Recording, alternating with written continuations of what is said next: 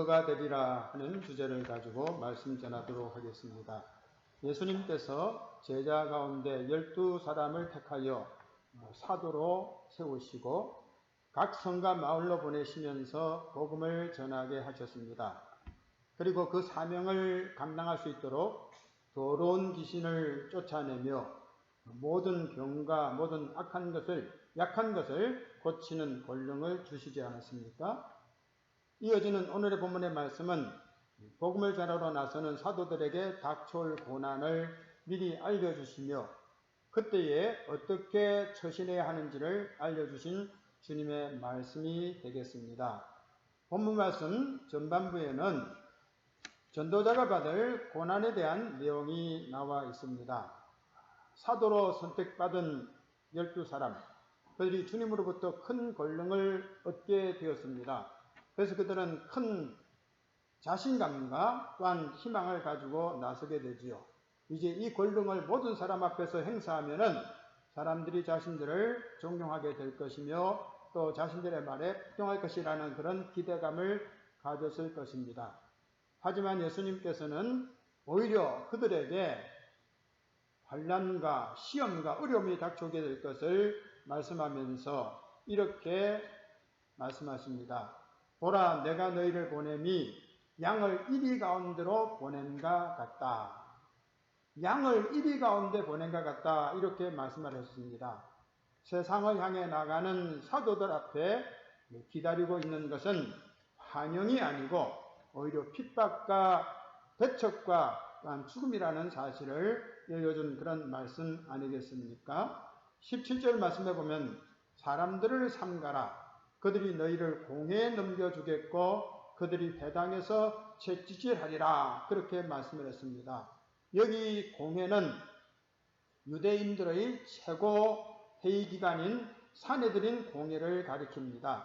공회는 제사장과 서기관과 장로들로 구성되어 있는데요. 그 인원이 71명이 되겠습니다. 그 중에는 바리새파도 있고 또 사두개파도 있었습니다. 당시의 공회에서는 예수님을 그리스도로 인정하는 자를 출교시키기로 그렇게 결의한 바가 있습니다. 요한복음 9장 22절에 보면 유대인들이 누구든지 예수를 그리스도로 시인하는 자는 출교하기로 결의하였다 하는 그런 말씀이 나와 있지 않습니까? 종교 국가였기 때문에 공회에서 출교를 당하게 되면은 공동체 생활을 할 수 없는 아주 비참한 상황에 이르게 된다 하는 사실입니다. 바로 이 공회에서 우리 예수님도 재판을 받게 되었고요. 그리고 사도 베드로나 요한도 그리고 스데반 집사도 그리고 사도 바울도 다 이 공회에서 신문을 받은 그런 경험들을 가지고 있음을 보게 됩니다. 그리고 회당에서 채찍질한다고 그렇게 말씀을 했는데 회당은 유대인 중심의 종교 집회소다 이렇게 말씀드릴 수가 있겠습니다. 전통 유대교에서 용납할 수 없는 이단으로 정죄를 당하면 거기서 내침을 당하거나 또한 매를 맞게 되는데요.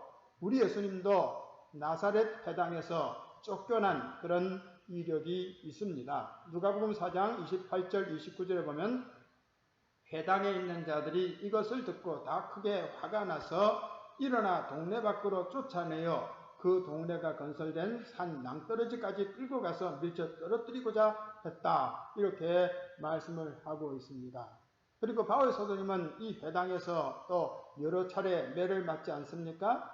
고린도후서 11장 24절에 보면 유대인들에게 40의 하나가만 매를 5번 맞았다. 율법에 하면은 정죄당하여 매질을 할 때에 너무 가혹하게 매질하지 못하도록 40대까지만 한정을 지었는데 그래서 매를 칠 때에 40까지 넘기지 않고 39대까지 치는 그런 징벌이 있는데 바울 사도께서 이런 벌을 5번이나 맞았다고 간증을 하고 있음을 보게 됩니다. 그러니까 너희들이 공회에 넘겨지게 될 것이고 또 채찍질을 당하게 될 것이라 해당해서 채찍질 당하게 될 것이라 하는 그런 말씀을 우리 주님이 하신 겁니다. 또 어떻게 말씀합니까? 18절에 보면은 너희가 나로 말미암아 총독들과 임금들 앞에 끌려가리니 이렇게 말씀을 하고 있습니다. 여기 총독과 임금들은 그 당시에 유대 나라를 관할하던 로마의 그 공권력을 가리키는 것 아니겠습니까? 즉 예수님의 제자들이 예수를 증거하다가 기성 종교인들에게 핍박을 받고 동족에게 배척을 받을 뿐 아니라 정치범으로 몰려서 고난도 받게 될 것이라는 것을 우리 주님께서 말씀을 하신 겁니다. 사실 우리 예수님도 이런 과정을 거쳐서 결국은 십자가에 처형되지 않습니까? 공에 끌려가서 신문을 당하고 그리고 빌라도 총독 앞에서 재판을 받고 결국 가이사 황제를 반역한 그런 죄인이라고 정죄당하여서 십자가의 처형을 받은 것입니다. 같은 복음을 전하는 사도들도 역시 이와 같은 환난을 당할 수밖에 없다는 것, 이것은 명확한 일입니다. 우리 예수님께서 이렇게 말씀을 하시지요. 요한복음 15장 19절에 보면 너희가 세상에 속하였으면 세상이 자기의 것을 사랑할 것이나 너희는 세상에 속한 자가 아니요 도리어 내가 너희를 세상에서 택하였기 때문에 세상이 너희를 미워하느니라. 내가 너에게 종이 주인보다 더 크지 못하다 한 말을 기억하라. 사람들이 나를 박해하였은즉 너희도 박해할 것이요 내 말을 지켰은즉 너희 말도 지킬 것이다. 이렇게 말씀을 하십니다. 그러니까 우리 주님께서 고난당한 것처럼 예수님의 증인들도 그런 고난의 길을 갈 수밖에 없다는 그런 말씀이 되겠습니다. 더 나아가서 주님은 어떻게 말씀합니까? 장차 형제가 형제를, 아버지가 자식을 죽는 데에 내주며 자식들이 부모를 대적하여 죽게 하리라. 그렇게 말씀을 했습니다. 가장 아끼고 사랑하는 혈속들마저도 예수의 증인이 될 가족을 용납하지 않고 핍박하고 죽음으로 내몬다 하는 그런 극단적인 말씀을 우리 주님께서 하시지요. 그러면서 뒤에 이런 말씀을 합니다. 10장 36절에 보면 사람의 원수가 자기 집안 식구리라. 사람의 원수가 자기 집안 식구리라까지 주님께서 말씀했습니다. 그리고 더 나아가서 어떻게 말씀을 합니까? 22절에 보면은 너희가 내 이름으로 말미암아 모든 사람에게 미움을 받을 것이라고 말씀을 했어요. 공회에 잡혀가고 회당에서 매질당하고 또 총독들과 임금 앞에 서서 또 고난을 겪게 되고 가장 아끼는 가족들에게도 배척당할 뿐 아니라 모든 사람들에게, 세상 모든 사람들에게 미움을 받게 될 것이라고 주님께서 말씀을 했습니다. 아무런 관계도 없는 사람들도 예수에 대한 편견을 가지고 애매하게 그리스도인들을 미워하고 핍박하는 것이 오늘의 세대의 모습이라고 할 수 있겠습니다. 그것은 당연한 것이지요. 우리 주님께서 그렇게 말씀하신 대로 모든 주의 종들이 그런 고난의 길을 거치지 않았습니까? 바울 사도님께서 디모데에게 이렇게 말씀합니다. 무릇 그리스도 예수 안에서 경건하게 살고자 하는 자는 박해를 받으리라. 그리스도 예수 안에서 경건하게 살고자 하는 자는 박해를 받는다고 말씀을 했습니다. 이렇게 주님께서는 사도들이 권능을 받고 나가서 주의 일을 함에도 불구하고 배척당하고 이렇게 고난을 받게 될 것을 말씀을 했는데요. 왜 이러한 고난을 아시면서도 주님께서는 그 제자들을 보내셨겠습니까? 그 이유가 있습니다. 증거가 되게 하기 위함이라는 겁니다. 증거가 되게 하기 위함이라 18절 말씀에 답이 나오지요. 이는 그들과 이방인들에게 증거가 되게 하려 하심이라. 증거가 되게 하기 위하여서 총독들에게도 임금들에게도 높은 사람들 앞에도 끌려가서 고난을 당하게 할 것이라는 그런 말씀이 되겠습니다. 우리 예수님께서 본디오 빌라도에게 끌려가서 그 자리에서 진리를 선포하지 않습니까? 요한복음 18장 31절에 보면은 내가 왕이 아니냐 하고 물으니까 예수님께서는 내가 왕이다. 내가 이를 위하여 태어났으며 이를 위하여 세상에 왔나니 곧 진리에 대하여 증언하려 함이라. 무릇 진리에 속한 자는 내 음성을 듣는다. 총독 앞에서 주님께서 이렇게 진리를 증거한 것입니다. 그래서 바울 사도께서 디모데에게 편지하면서 본디오 빌라도를 향하여 선한 증언을 하신 그리스도 예수라고 그렇게 말씀을 하고 있습니다. 예수님께서 고난을 받으면서도 총독 앞에서도 주눅들지 아니하고 당당하게 진리를 전하신 것처럼 우리 그리스도인들도 고난을 감내하면서 예수의 증인의 사역들을 수행해 나가야 할 것입니다. 베드로 사도님께서 자신의 신분을 밝히면서 나는 너희와 함께 된 장로라고 말씀함과 동시에 그리스도의 고난의 증인이다. 그리고 앞으로 나타날 영광에 참여할 자라고 말씀을 했어요. 바울은 자기 자신을 가리켜서 그리스도의 고난의 증인이라 그렇게 말씀을 한 것입니다.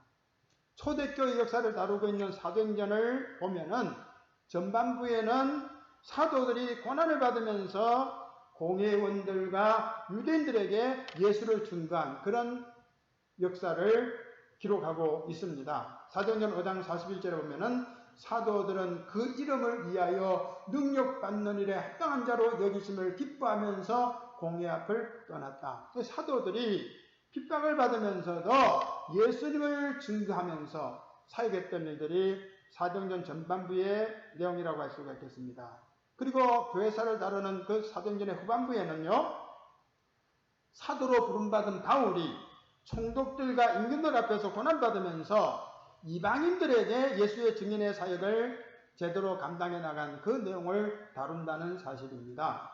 사도행전 9장 15절에 보면 주께서 이르시되 가라, 이 사람은 내 이름을 이방인과 임금들과 이스라엘 자손들에게 전하기 위하여 택한 나의 그릇이라. 그가 내 이름을 위하여 얼마나 고난을 받아야 할 것을 내가 그에게 보이리라. 그렇게 말씀했어요. 아나니아가 사도 바울의 개종을 받아들이지 못하고 주저할 때에 하나님께서 베드로의 아나니아의 그 마음을 감동시키면서 그는 내가 불렀으니 가서 기도해 주어라. 이 사람은 내 이름을 위해서 고난을 받으면서 이방인들에게 그리고 이방인의 임금들에게 또 이스라엘 자손들에게 나를 증거할 자가 될 것이라고 그렇게 말씀을 했습니다. 그 말씀 그대로 바울 사도님께서 많은 높은 사람들 앞에 서서 신문을 받으면서 주님을 증거하지 않습니까? 그래서 심지어 아그리빠가 이렇게 말하죠. 사도행전 26장 28절에 보면 아그리빠, 왕입니다. 왕의 이름이 아그리빠인데 아그리빠가 바울에게 이르되 네가 적은 말로 나를 권하여 그리스도인이 되게 하려 하는도다. 바울이 이르되 말이 적으나 많으나 당신뿐만 아니라 오늘 내 말을 듣는 모든 사람도 다 이렇게 결박된 것 외에는 나와 같이 되기를 하나님께 원하나이다. 지금 내가 결박된 것, 이것은 안 좋은 일이니까 이렇게 나처럼 되라고는 말하고 싶지 않습니다. 그러나 그 외에는 모든 것이 다 나와 같이 되기를 원한다. 나처럼 예수의 부름받고 예수 앞에 꺾어지고 예수의 증인의 삶을 살아가는 자가 되기를 원한다. 이렇게 바울이 담대하게 아그리빠 황제 앞에서 그렇게 외친 것을 볼 수가 있습니다. 정말로 예수의 증인들이 고난 가운데서도 담대하게 복음을 전하는 것을 보여주고 있지 않습니까? 우리 주님께서 버가모 교회에 이렇게 말씀을 합니다. 요한계시록 2장 13절에 보면은 내가 어디에 사는지를 내가 아노니 거기는 사탄의 권자가 있는더라. 내가 내 이름을 굳게 잡아서 내 충성된 증인 안디바가 너희 가운데 곧 사탄이 사는 곳에서 죽임을 당할 때에도 나를 믿는 믿음을 저버리지 아니하였도다. 이 사탄의 권자가 있는 곳이라고 했어요. 버가모 교회가 서 있는 곳을 가리켜서 사탄의 권자가 있는 곳이라고 했어요. 지금 우리는 사탄의 권자가 있는 이 세상에서 신앙생활하고 있습니다. 그러니까 어려움을 당할 수밖에 없는 거죠. 이렇게 어려움을 당한다 할지라도 순교를 당한다 할지라도 주를 믿는 믿음을 저버리지 않는 것, 바로 그것이 우리 충성된 증인들의 삶이라고 할 수가 있겠습니다. 이런 어려운 환경 속에서 증인의 사역을 감당하려면은 정말 말을 잘 할 수 있어야 되지 않겠습니까? 설득력이 있는 호소를 해야만이 그들에게 증인의 사역을 제대로 감당할 수 있겠는데 언변이 없는 우리는 어떻게 해야 되겠습니까? 걱정스럽지 않습니까? 그런데 우리 주님께서는 이렇게 말씀을 하십니다. 본문 말씀 19절에 보면 너희를 넘겨줄 때에 어떻게 또는 무엇을 말할까 염려하지 말라. 그때 너희에게 할 말을 주시리니 말하는 이는 너희가 아니라 너희 속에서 말씀하시는 이 곧 너희 아버지의 성령이시니라 그랬습니다. 성령께서 너희의 입을 주장하여서 할 말을 하게 할 테니 성령의 감동 받으면 말하고 성령께서 침묵하시면 너희들 입을 닫고 있으면 된다. 그러니까 주저없이 나가서 복음을 전하라. 이렇게 예수님께서 말씀을 했습니다. 성령 충만함을 입은 사도들이 담대하게 복음 전하지 않습니까? 많은 학식을 갖춘 높은 사람들 앞에서도 주저함 없이 복음을 전하지요. 사도행전 4장 13절에 보면은 그들이라는 것은 종교 지도자들 그리고 그 당시에 사이에 그 높은 계층에 있는 사람들이죠. 그들이 베드로와 요한이 담대하게 말함을 보고 그들을 본래 학문 없는 범인으로 알았다가 이상히 여기며 라고 말하고 있어요. 학문 없는, 배우지 못한 범인, 평범한 사람으로 알았다는 거예요. 베드로와 요한을 학문 없는 아주 보통 사람으로 알았는데 그들의 하는 말이 너무나도 능숙하니까 자기들, 지혜로운 그들이 감당할 수가 없으니까 이상하게 여겼다고 말하고 있는데요. 이것은 바로 성령께서 베드로와 요한의 입을 주장한 것이 아니고 무엇이겠습니까? 오늘 우리들이 복음의 증인으로서 나가서 복음 전할 때에 어떠한 어려운 일을 당한다 할지라도 낙심하지 말고 힘써 복음 전하면서 주의 영광을 드러내는 삶을 살아가야 할 것입니다. 베드로 사도님께서 이렇게 말씀합니다. 그리스도인으로 고난을 받으면 부끄러워하지 말고 도리어 그 이름으로 하나님께 영광을 돌려라. 우리 주님께서는 고난을 통하여서 주님의 이름이 증거되기를 원하셔서 우리를 이 땅으로, 이 세상으로 보내셨다는 것 잊어서는 안 될 것입니다. 그러면서 우리 예수님께서 증인으로 나서는 그들이 어떻게 처세해야 될 것인지를 일러주고 있습니다. 이리 때가 득실한 이 세상에 양과 같이 순전한 그리스도인들을 보내면서 너희들은 이렇게 처신하라 말씀을 했는데요. 그 처신 방법이 뭡니까? 뱀같이 지혜롭고 비둘기같이 순결하라 하는 그런 말씀 아니겠습니까? 16절에 보면은 너희는 뱀같이 지혜롭고 비둘기같이 순결하라 그렇게 말씀을 했습니다. 뱀같이 지혜로워라 그렇게 말씀했는데요. 뱀은 지혜로운 짐승이라고 분명히 창세기 3장 1절에 말씀하고 있죠. 뱀은 여호와 하나님이 지으신 들짐승 중에 가장 간교하다. 여기 간교하다는 표현을 했지만은 세상은 가장 지혜롭다 하는 그런 뜻이 되겠습니다. 들짐승 중에 사람을 제외한 짐승들 중에서 가장 간교한 것이 지혜로운 것이 뱀이라고 그렇게 말했는데요.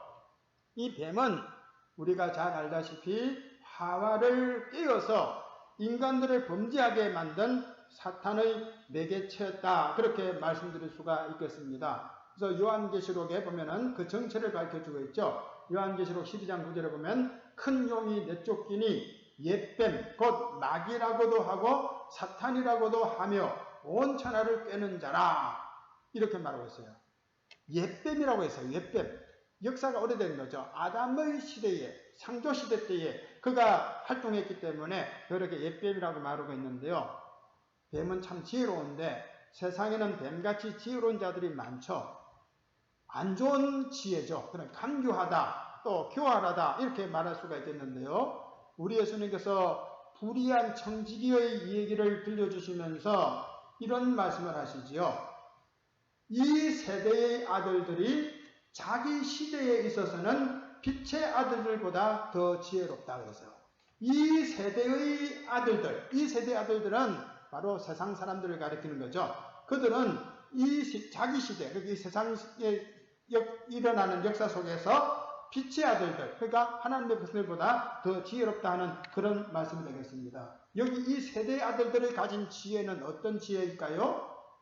시편에서는 악인들의 지혜라고 그렇게 말씀을 합니다. 시편 1편 1절에 보면 복 있는 사람은 악인들의 꾀를 따르지 않는다 그랬는데 이 세대의 지혜자들, 그들의 지혜를 시편 지혜는 악인들의 꾀라고 그렇게 말씀을 했고요.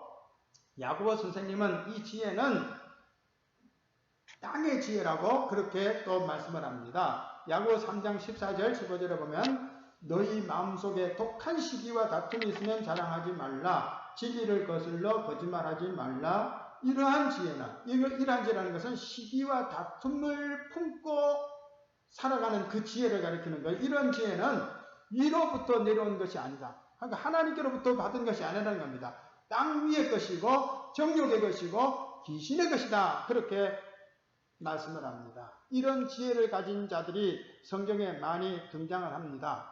그 중에 몇 예를 들어보십시다.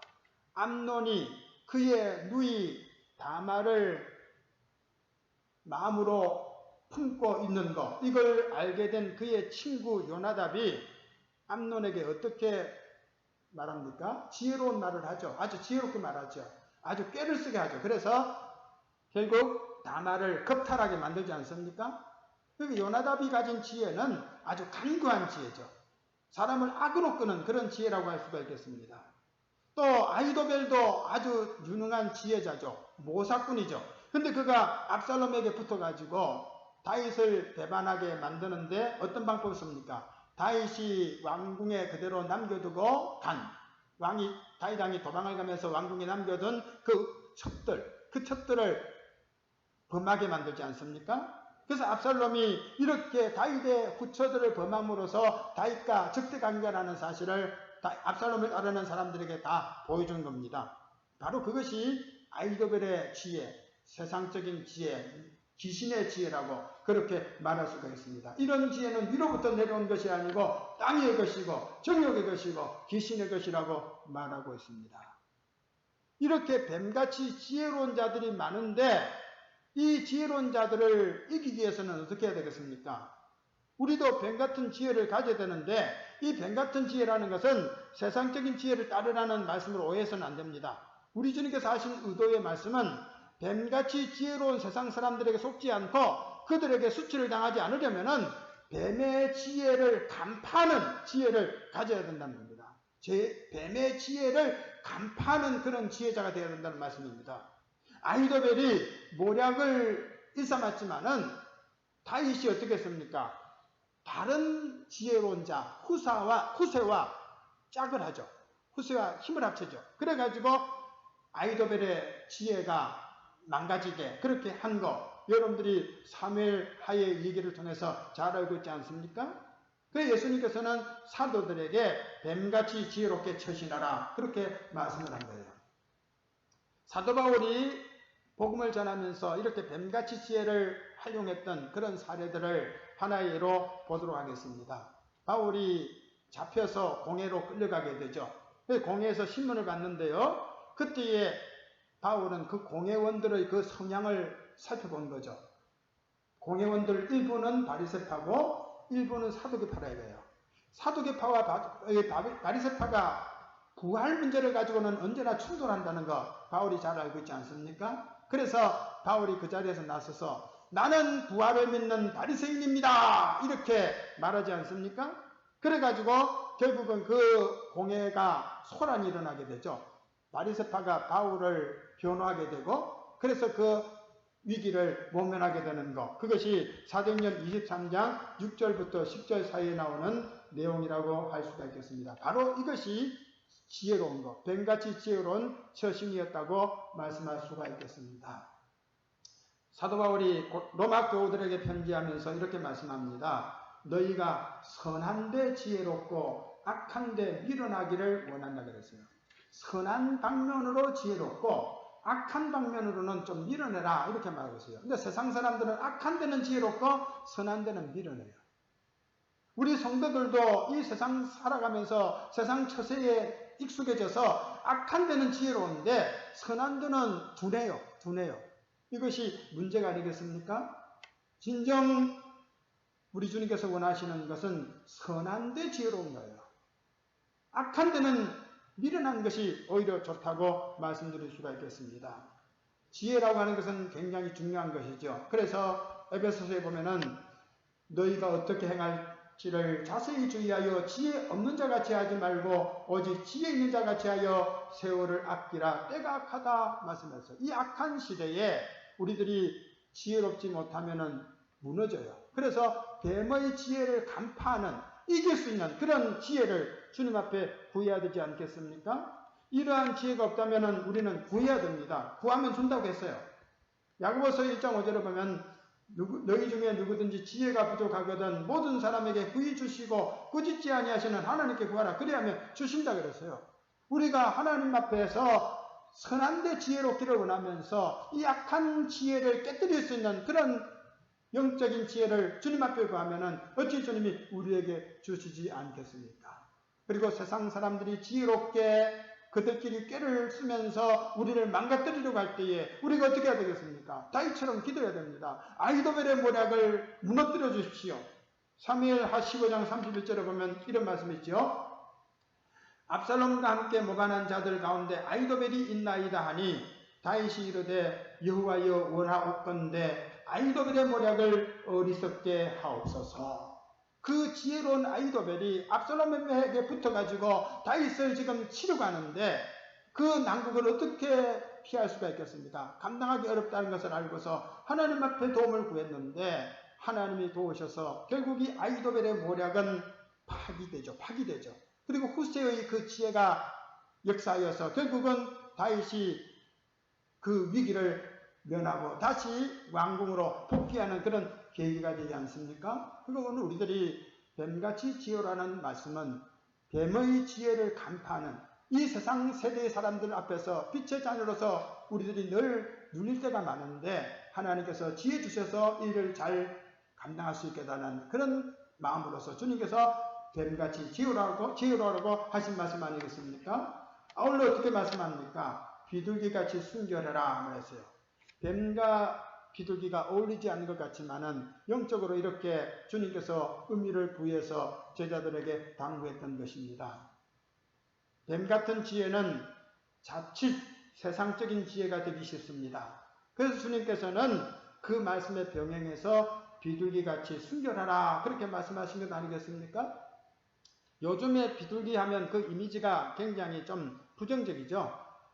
막 몰려다니면서 똥을 싸제껴서 거리를 더럽히니까 비둘기 하면은 좀 부정적이죠. 하지만은 유대인들은 이 비둘기를 순결의 이미지로 받아들입니다. 그거는 성경적인 그런 내용이죠. 노아가 홍수의 그 마지막 때에 방주에 타고 있을 때에 땅이 얼마나 메말랐는지, 홍수가 물이 빠졌는지, 또 그 환경이 어떤지 알아보기 위해서 먼저 까마귀를 내보내죠. 까마귀는 돌아다니면서 즐비한 그 시체들 뜯어먹느라고 돌아오지 않지요.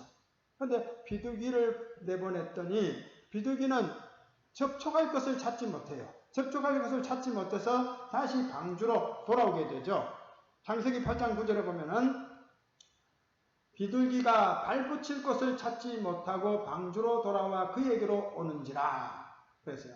발붙일 것을 찾지 못해서 돌아온 거죠. 그래서 이제 일주일이 지난 다음에 다시 보내니까 그 다음에 이제 감남 잎사귀 새로 난 감남 잎사귀를 입에 물고 돌아오죠. 그 다음에 내보내니까 이제는 좋은 환경이 됐으니까 마음껏 하겠지만 하면서 돌아오지 않지 않습니까? 그래서 비둘기는 이렇게 접촉할 것을 찾지 못, 발붙일 것을 찾지 못하는 것, 바로 그것이 순결의 상징이라고 할 수가 있겠습니다. 오늘 우리 성도들도 발붙일 것이 없는 이 세상임을 알고서 그렇게 주님의 교회를 사모하는 마음으로 살아가야 할 것입니다. 이 뱀같이 지혜로움과 비둘같이 순결함을 다 내포하고 있는 성경 구절을 찾아보도록 하겠습니다. 고린도후서 11장 2절 3절인데요. 내가 하나님의 열심으로 너희를 위하여 열심을 내노니 내가 너희를 정결한 처녀로 한 남편인 그리스도께 드리려고 중매함이로다. 그러나 나는 뱀이 그 간계로 하와를 미혹한 것 같이 너희 마음이 그리스도를 향하는 진실함과 깨끗함에서 떠나 부패할까 두려워하노라. 정결한 신부 되기를 원하는데 뱀의 유혹이 있으니까 그 뱀의 유혹에 빠지지 않도록 조심하라고 말했는데요. 바로 이것이 뱀 같은 지혜를 우리들이 가져야 되고 비둘같이 순결함을 가져야 될 이유라고 말씀드릴 수가 있겠습니다. 이렇게 양을 이리 때까지 보내는 심정으로 주님께서 보내시면서 너희는 뱀같이 지혜로워라 양도 비둘같이 순결하라 이렇게 말씀을 하시지요. 그러면서 또 이런 말씀을 합니다. 이 동네에서 너희를 박해하거든 저 동네로 피하라. 이 동네에서 너희를 박해하면 저 동네로 피하라고 그랬어요. 나는 믿음이 좋으니까 그 핍박 좀 얼마든지 감당할 수 있어. 이렇게 자신감을 가지고 나가달라는 자칫 잘못하여 넘어질 수도 있습니다. 베드로가 그 꼴이 되지 않았습니까? 나는 예수님을 위해서 죽기도 각오되어 있습니다 하고 당당하게 소리치죠. 요한복음 13장 36절에 보면은 시몬 베드로가 이르되 주여 어디로 가시나이까? 예수께서 대답하시되 내가 가는 곳에 내가 지금은 따라올 수 없으나 후에는 따라오리라. 베드로가 이르되 주여 내가 지금은 어찌하여 따라갈 수 없나이까? 주를 위하여 내 목숨을 버리겠나이다. 예수께서 대답하시되 내가 나를 위하여 내 목숨을 버리겠느냐? 내가 진실로 진실로 내게 이르노니 닭 울기 전에 내가 3번 나를 부인하리라. 자신 만만했지만은 한순간에 무너지고 말았습니다. 여러분, 우리 자신은 연약한 존재입니다. 주님의 은혜가 아니면은 감당할 수 없습니다. 그걸 알고서 늘 조심해야 됩니다. 우리 예수님도 피하는 삶을 사셨어요. 유아 시절에는 헤롯 왕의 그 모해를 입고 애국까지 피난을 가죠. 그리고 장성하여 복음사에 갈 때에 나사렛 동리 사람들이 핍박할 때는 그것을 피하지 않았습니까? 사마리아 사람들이 거부할 때도 그것을 피하지 않았습니까? 그라사 사람들이 또 물러가라 할 때도 또 주님께서 그것을 떠나지 않았습니까? 초대교회 성도들도 마찬가지였어요. 환난을 피해서 각처로 옮겨다니면서 복음을 사방에 널리 퍼뜨렸던 것을 알 수 있습니다. 바람이 불씨를 멀리까지 확장시키듯이 핍박을 통해서 피한 성도들이 복음을 각처에다가 퍼뜨렸던 사실을 우리들이 알고 있지 않습니까? 코로나 전염병이 창궐하자 당국은 그 책임을 교회에 전가하려고 합니다. 이러한 상황에서 그 책략에 빠져들지 않도록 우리 모두가 조심하며 또한 공권력에 대항하지 않고 흩어져서 예배하는 것도 하나의 지혜라고 할 수 있지 않겠습니까? 피하라고 하는 주님의 말씀에 우리들이 순응하는 그런 자세로 이 어려운 난국을 잘 헤쳐나가야 될 것입니다. 그렇게 하면 어떻게 됩니까? 구원받는다고 말씀했어요. 22절에 보면은 끝까지 견디는 자는 구원을 얻으리라. 끝까지 견디는 자는 구원 얻는다. 비록 양으로서 이 이리떼들이 들끓는 세상에 살기가 힘들지만은 뱀 같은 지혜와 비둘 같은 순결함을 가지고서 지혜롭게 처신하며 어려운 일을 당할 때는 피하면서 어떠하든지 주의 증인의 사역을 감당해 나가는 사람들은 결국적으로는 구원에 참여하게 될 것이라고 말씀을 합니다. 23절에는 어떻게 말씀합니까? 이스라엘의 모든 동네를 다 다니지 못하여서 인자가 올 것이라고 말씀을 했어요. 핍박이 끝나기 전에 우리 주님이 오신다는 말씀이 되겠습니다.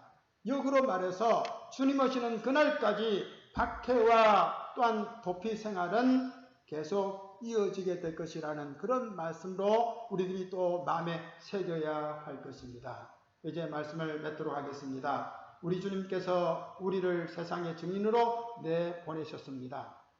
예수님의 증인이라는 사실을 우리 모두 자각하고서 자기 자신을 드러내는 삶이 아니라 예수를 드러내는 그런 삶을 살아가도록 하십시다. 혹시라도 예수의 이름으로 고난을 받고 배척을 당하고 죽임을 당한다 할지라도 예수의 증인의 사역을 멈추지 말아야 할 것입니다.